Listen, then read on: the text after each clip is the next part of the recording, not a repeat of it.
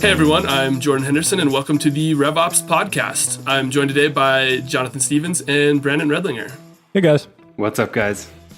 All right, everybody, this is Jordan. This week on the RevOps Podcast, you got myself, Jordan Henderson, Jonathan Stevens, and Brandon Redlinger, and we are going to be talking about sales forecasting.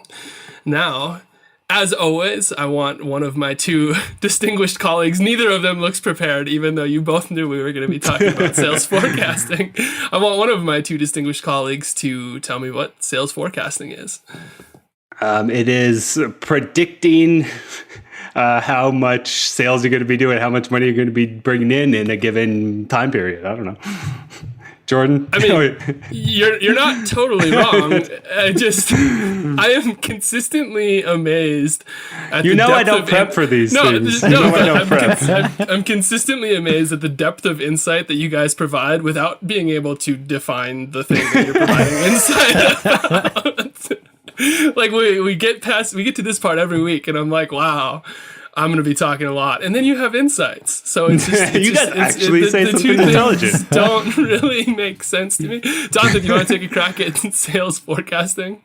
So I think it's just forecasting sales. Nailed it. But in reality, yes, it's forecasting the ups and downs of the sales process when it pertains to revenue, pipeline, how much is going to go out the door, how much is going to come in the door, and kind of trying to predict that as best you can.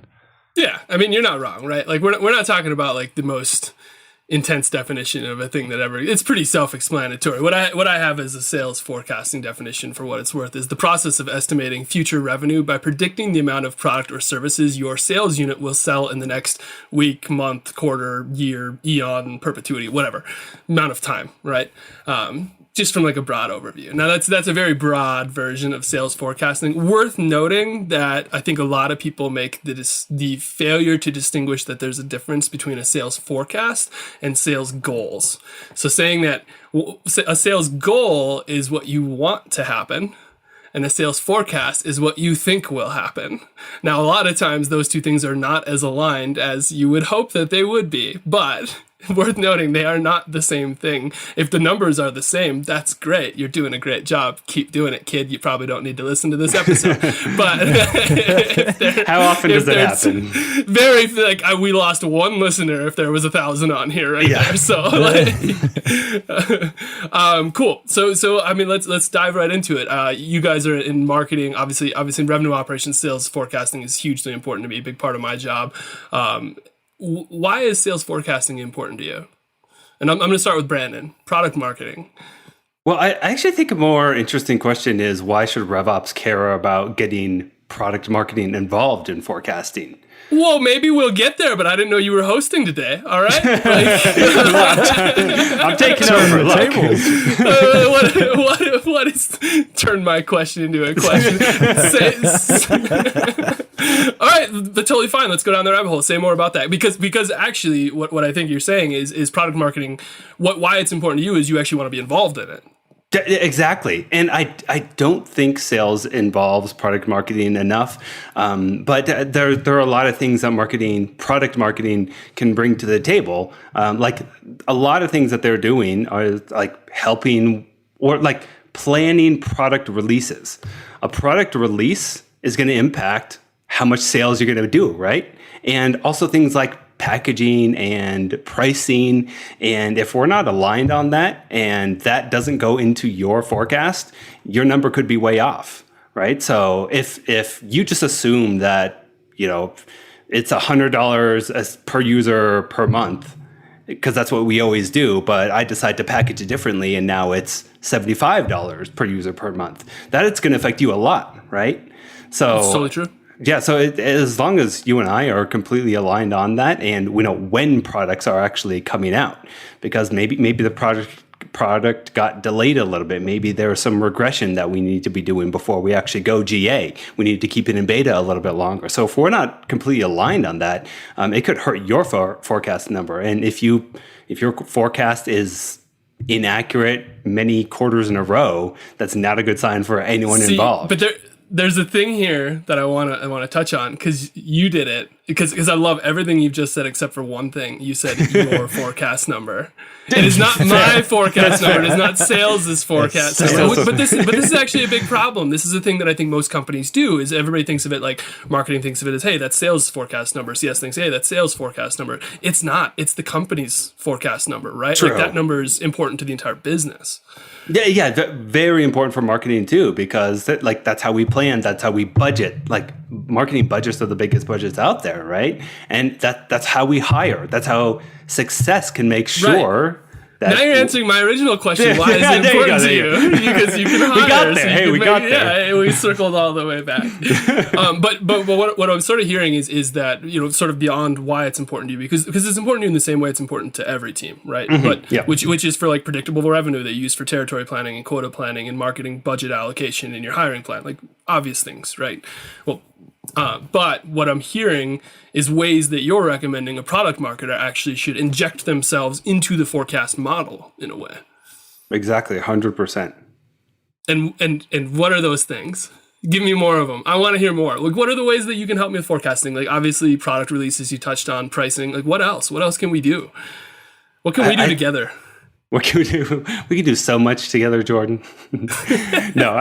Aside from those things too, I think it goes back to some of the other things we've been talking about too. Like a lot of the things that we were talking about in the territory planning episode, like product marketing brings all that market intelligence to the table so that you can just more predictably predict or forecast where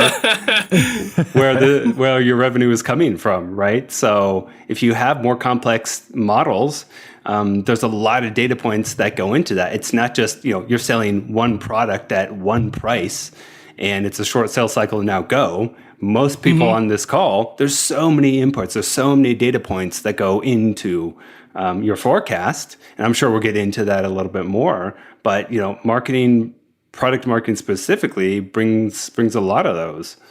Yeah, totally. Jonathan, what question do you want to answer since we're deciding on our own today? Bring it on. Why is forecasting important to you? Marketing operations. Yeah, I think marketing operations wise, it's just more for the health of the business, the health of how our demand gen efforts are moving the needle, ensuring that kind of what we're spending is getting tracked and getting in the pipeline, getting turned into revenue. So I think it's probably similar to how it would affect revenue operations in that way.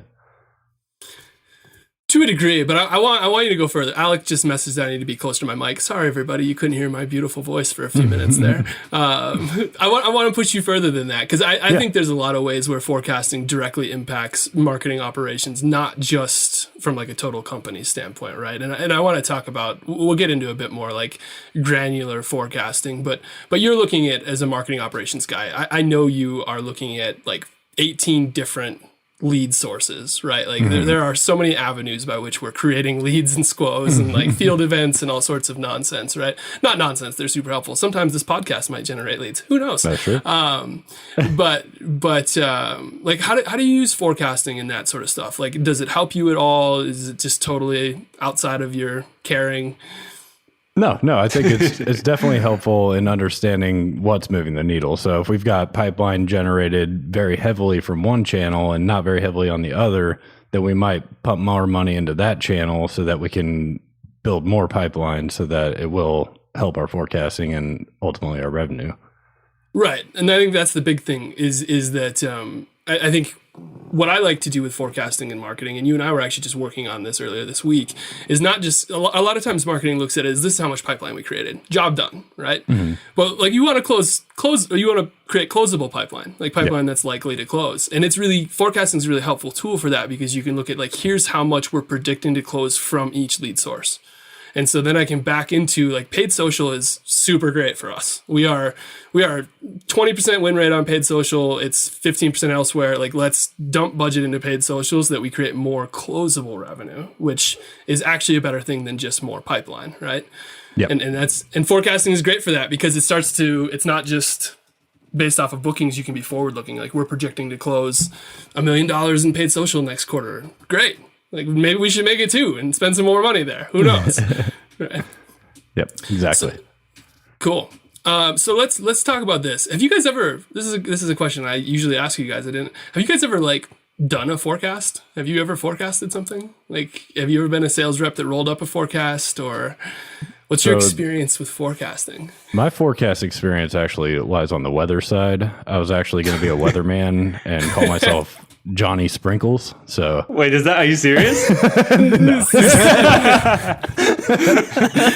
Johnny Sprinkles. Let me just zoom out for a minute here. This morning, when I told you guys that we're going to be talking about forecasting, rather than come up with a definition of what sales forecasting is, you went and came up with that joke.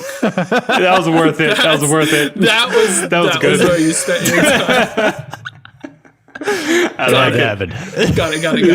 The level of dedication. Hey, I believed it there for a sec. Man.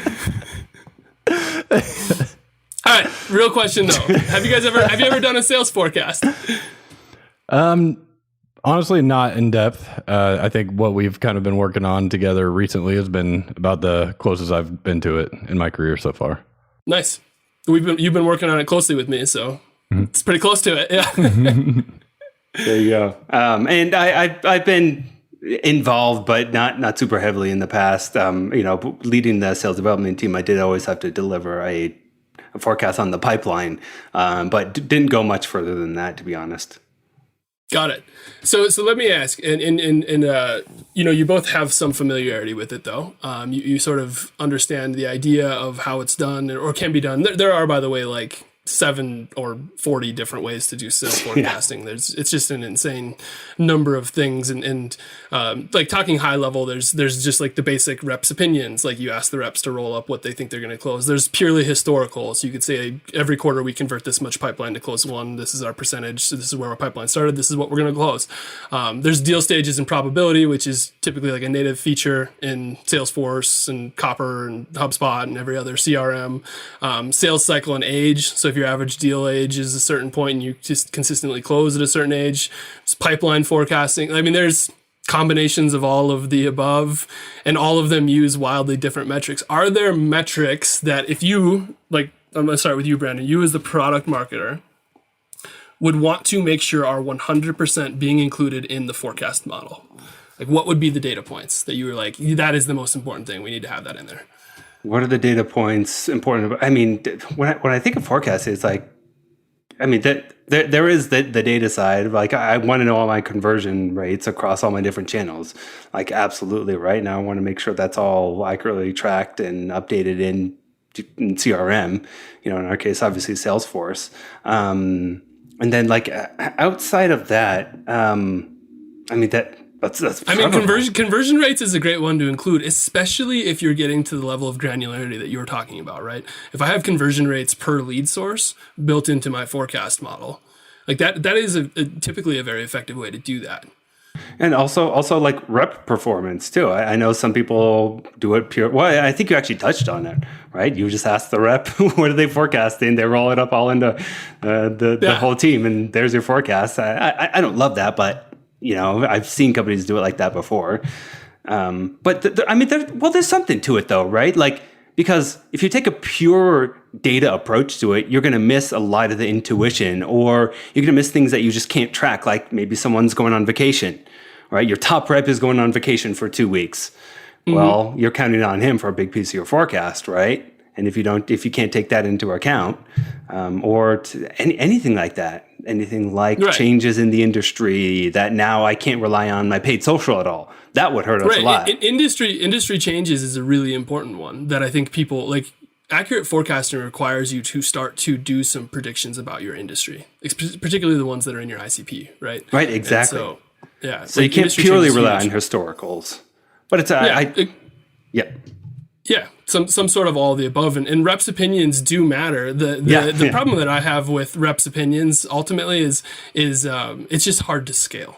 So when you're a company with a 20, 30, 40, even 80 person sales team, rep opinion, great. Like it should be a factor. But once you hit that point where you're Salesforce and you have thousands of sellers, like I don't know how you even use reps opinions to forecast. like that is terrifically hard, right? And then you have to get more granular in your forecasting. And I think you should do that earlier rather than later. And then you have people that are like just coming on. You don't know how fast they're going to ramp. Or you have people who are leaving the business and they don't tell you until the first day of the month when they, after they close it, after they get their paycheck. Right. Right. So yes, stuff like that. Which hopefully maybe you build that into your model. Ideally, you build that. Well, totally. And what you've just advocated for, by the way, is just a total conglomerate of all of the different methods that I listed out, which is, by the way, probably the best version of forecasting. So like, and that's what it's a very hard place to get to, but ultimately where you want to be, I think. Jonathan, same question to you. Any data points that you're like, that should absolutely be included in forecasting? Yeah, and I think the accuracy of the data, most importantly, and I think ensuring the reps are really on top of the expected revenue out of the deals they're working, that they're not overinflating, underinflating, because then that's going to wildly impact your forecasting. Additionally, making sure your data points on the opportunity are correct, whether you're doing a first touch model, whether you're doing even distribution. You've got to ensure that those data points are there. He's talking about attribution for everybody not in marketing listening. Jonathan likes to talk about attribution. I live attribution. But you do bring up a valid thing, right? Like there's sort of two sides to forecasting. One of them is especially if you're doing, let's say you're using reps opinions. The reps might have 100% accuracy on what deal is going to close and what deals aren't going to close. But you could have a forecast number that's totally off base if the dollar values they're putting in your CRM are wrong, right? Which if you're basing hiring decisions and territories and quotas on the dollar value, you still have an inaccurate forecast despite the fact that they got every deal right. And so what Jonathan, it sounds like you're saying is like the data points to use in the forecast are less important to you than put the stuff in Salesforce and make sure that it's accurate. Exactly. Yep. Yeah. And like stale things, stuff that's sitting out there that shouldn't be is a big impact on your forecasting ability. So you got to make sure you don't have stuff out there that doesn't need to close out. And that's the reason I hate the whole like deal stages plus probability thing. Because if there's like a stale deal that should be removed, it just skews your whole pipeline by a significant percent. It's crazy. And you're always going to have these outliers that are like $1 million deal that's stuck in stage 2 that like maybe should be closed out, but like maybe shouldn't. And so it's hard there. to make that call. And you don't want to close it out too early, but it's like that's why the deal stages probability thing, it just kills me. A rep not closing out a deal when they should? Or closing it out too early, because that's also happens, right? They also frequently will like close a deal out lost, and then like a month later they have a new version of it open, and you're like, no, like that's true. That's true. Yeah.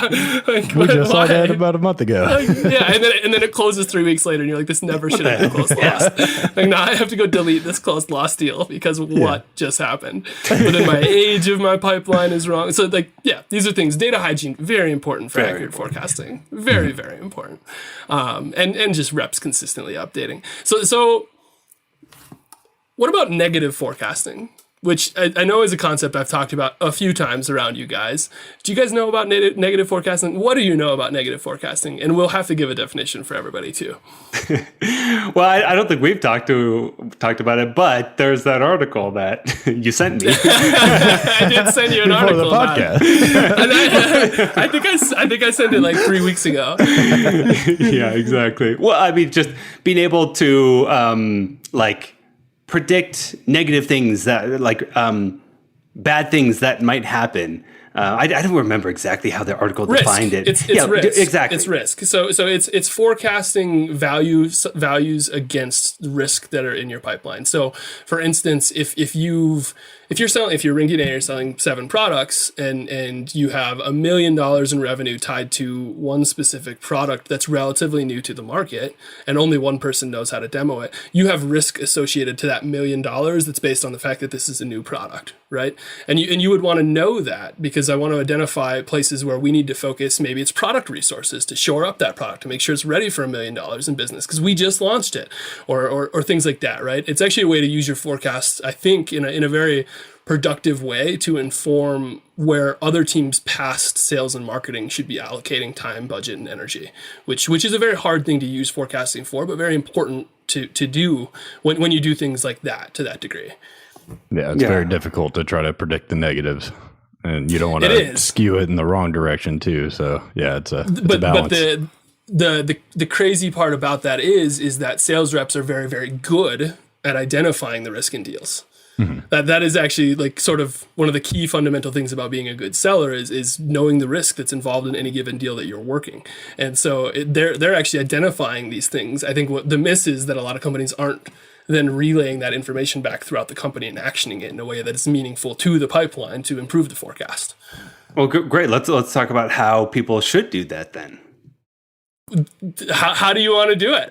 Well, you tell me. We're doing it. We're 100% implementing negative forecasting at ringDNA.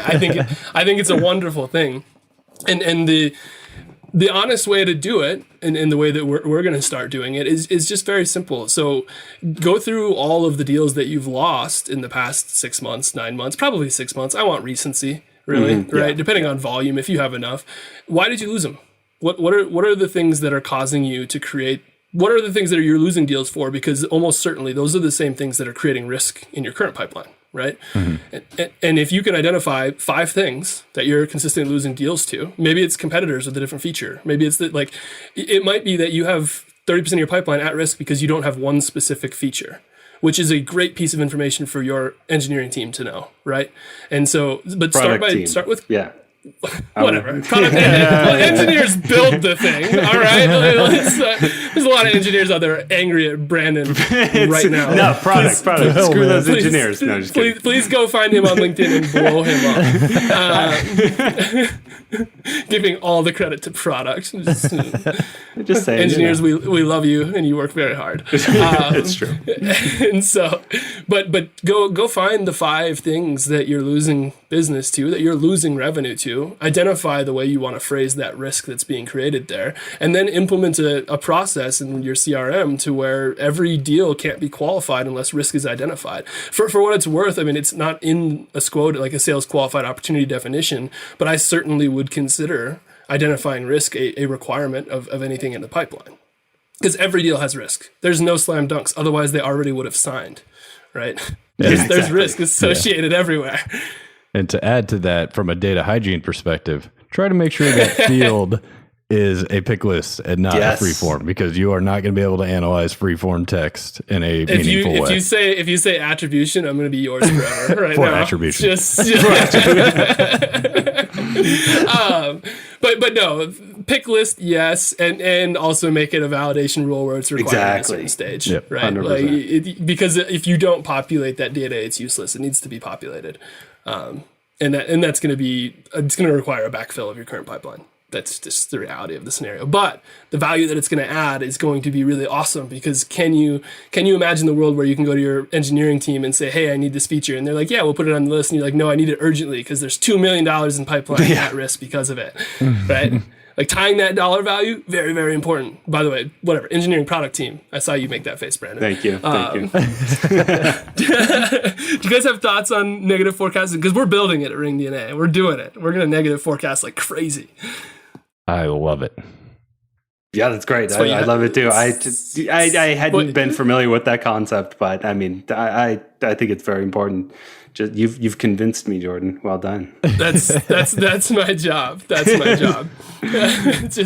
I don't really have to convince you. I already decided we were doing it. But sure. It didn't matter whether you wanted to or not, Brandon. It really did not matter. Either way. So. Cool. Well, this has been super helpful. So the one thing that I want to do, because negative forecasting, we've talked about how to do it right. If there are people out there, and you're just talking about forecasting for the first time, and you're like, we need to do forecasting. We need to give them a place to start, because forecasting is really hard, and it's really hard to do well. And so I want to just quickly say that building an accurate forecast method takes time. So be patient with yourself. That's the most important thing. Forecasting is a very difficult thing, and start simple. Use things like historic data and rep input. Right? Like start with a very simple framework. We're using rep input and what we've closed historically to verify that and make sure that it lines up to what we think we can do. If those 2 things are confirmed, good enough as a starting point. And then start to layer in the things that are going to help you be more accurate, like age of the deal, amount of conversations, the recency of or the speed at which it's moving through the pipeline, like velocity, things like that you can layer into your forecast model. But start simple, identify what's important, and then build there. And I would typically start with rep input, total forecast, and then compare it against my historic to make sure it makes sense, just as a foundation, and build from there. Do you guys have other thoughts where people would jump in?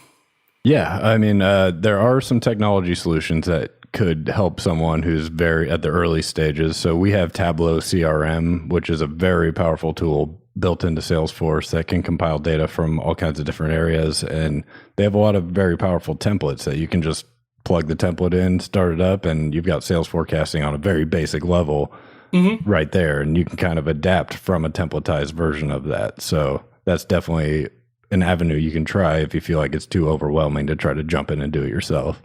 Totally. And there's companies like Clary does forecasting, Cluster, who a lot of people probably haven't heard of, but I'm a huge fan of, and their co-founder Rory is just awesome. They will consultatively help you kick off forecasting. I'm going to be on their blog, so it's okay. We give them a shout out. They're going to give me a shout out. It's fine. Cross promoting, whatever. Brandon, any other thoughts? Yeah, I would say don't change your forecast. Like if you're off one quarter, the first quarter that you do it, don't just go change your model. Let me do it. Let me use a different model. That'll get you in trouble. Like just tweak it here or there. Like you will be always evolving your forecasting model, and I think you always should be evolving it and adding different data points. But if you don't nail it the first time, like give yourself a break. Like I don't think anyone really nails it their first time. It takes a lot of time to make an accurate forecast model. And then what happens is you release 2 new products and your entire methodology is out the door. Right? Yeah, exactly. Like, and you have and then you're in a new industry with a new ICP and you have a whole new forecast model. Like things are going to change it. So it needs to remain flexible for sure. Exactly. Yeah. I think anything in this world, whether it's revenue operations, marketing operations, just the company in general, if you make changes too quickly without being able to give enough time to analyze the data of your current model, you're just going to constantly be changing and chasing something that you're never going to get to. The RevOps Podcast, where Brandon and I will tell you things about business, and Jonathan will give you applicable life advice in a baritone voice. That's about right. Oh, I love it. Now, how can I spin this back to attribution?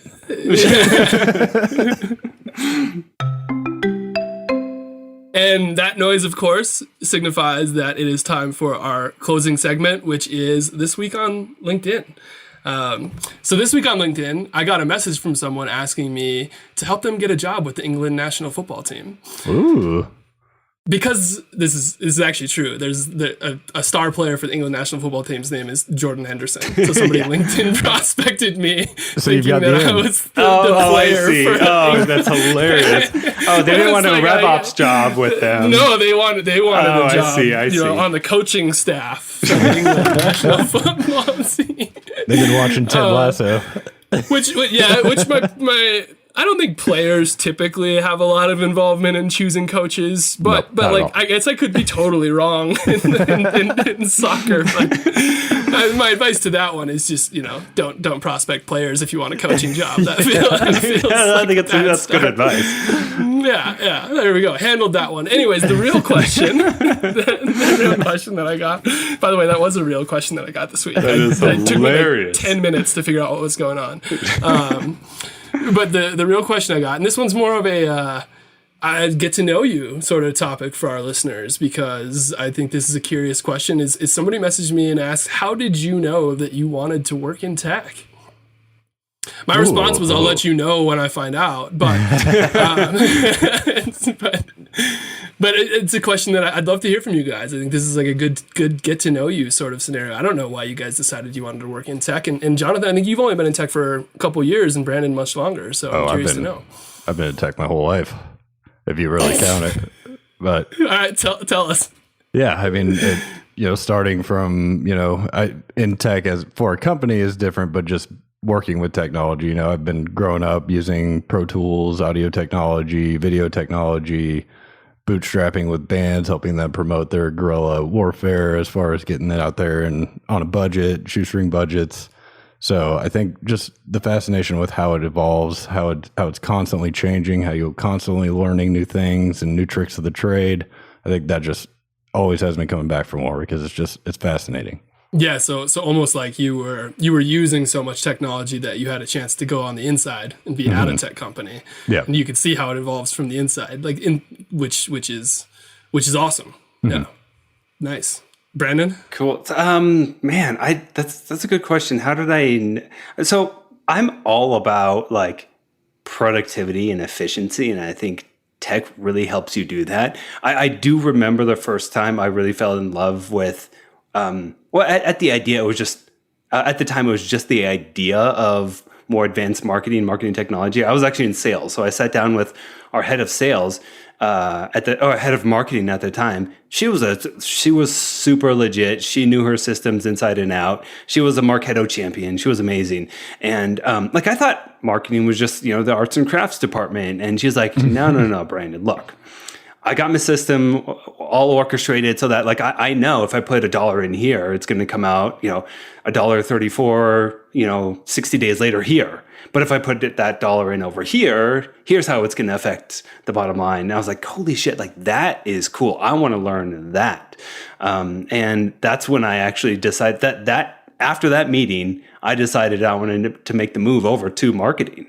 And then after that, I was still at a company that was not very advanced, but I always figured like there's more to this marketing thing. There's more to this marketing thing. And I was like, well, where should I go to learn the tech side of marketing? And that's how I ended up out in California. But I think it's just the power that technology can give to help people do things more efficiently and more effectively. I don't want to like over automate everything. I think there's still a lot to be said for the human element and bringing psychology, bringing behavioral insights to both sales and marketing, which is a big reason I ended up at ringDNA. I think there is a fine balance, and I think ringDNA does a phenomenal job at finding that balance, where a lot of people out there, they just want to automate the hell out of everything, which I think is the wrong approach. But it's like I'm fascinated with the intersection of human behavior and technology. So again, you're sort of like getting inside the belly of the beast by being at the company and enabling people who were in your role at not tech companies by like providing them technology to help them do their job better and more efficiently, right? Exactly. I love it so much. It's so much fun. And there's so much of a bridge in the marketing world, especially with technology, between creativity and technology. You can be extremely creative while also using technology to enhance your creativity. And that's one of the few places in the world you can do that. Yeah, marketing and tech companies specifically, right? Like I think all of this sort of plays into the reason I love tech, and our listeners probably have heard me say it before, but I was a licensed attorney, or still am a licensed attorney. Tech is much less structured in a very good way.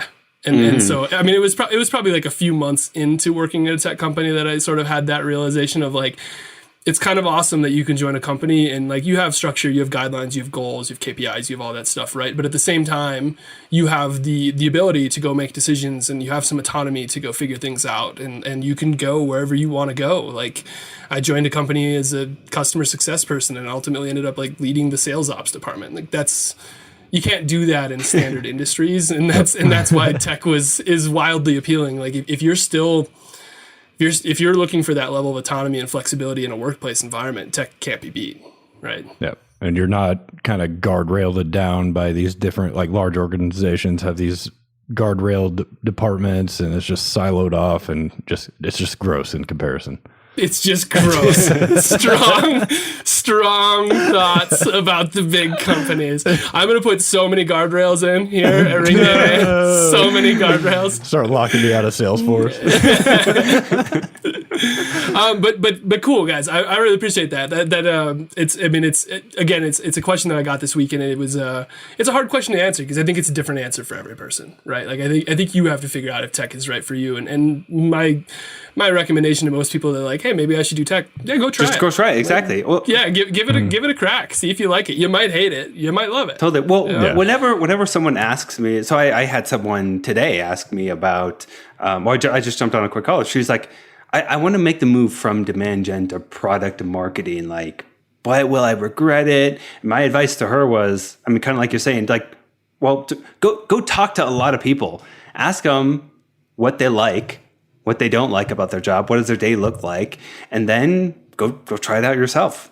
There are a lot of times when people like, after talking to 5 product marketers, maybe I do want to stay in demand gen. Like, I don't like these things that you're doing all day. There's this one piece of product marketing that I think is really cool, but the rest of it sounds terrible.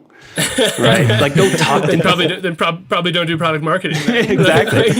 So the same could be said for tech. Go talk to a lot of people who relatively recently made the move to tech. Ask them what they like, what they don't like, what they miss about not being in tech. You know, what are things that they did not expect? And then I think informational interviews, right? Like, exactly. Go do an informational interview. Ask them, how do you get into it? Like, where should I start? What roles would I be looking at? Like, do I need to go get a certification to do it? Like, just ask people. Tech people are nice. People are nice. We'll answer some questions. Yeah. And definitely don't go in thinking it's all rainbows and butterflies. You're going to hit some snags. You're going to have some challenges. You're going to work hard. You're going to work hard for sure. That's coming. Technology is difficult, and there's different layers you can do. You could be on the surface where you're just kind of building emails and doing certain things like that, or you can kind of get into the integrations and the API and things like that. So there's different levels of technology you can be involved in. So it's just a matter of figuring out what's right for you. Agreed. Well, and I really expected Alec, our producer, to contribute here with why he wanted to end up in tech, but I'm assuming his silence means he said money. Also a very good reason to go work in tech. Yeah, that's fair. Money is and on that not note, bad. On that note, thank you guys. This is an awesome episode, and we will see everybody next week. Thanks, guys. Adios.